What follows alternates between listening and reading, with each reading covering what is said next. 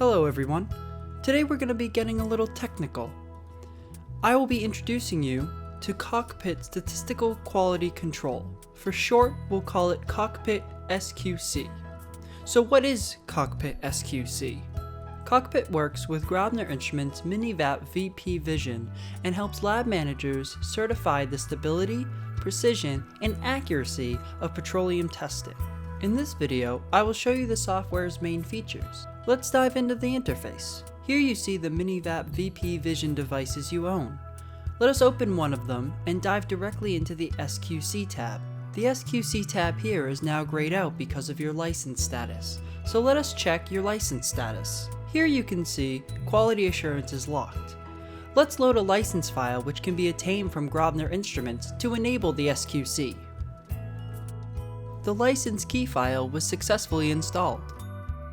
For now, we have to reopen the connected device and go again to the SQC tab, which is now fully functional. In the SQC tab, you have measurements from the connected MiniVAP VP Vision devices. You can plot data for analysis in the eye chart, MR chart, and you can check the normal probability.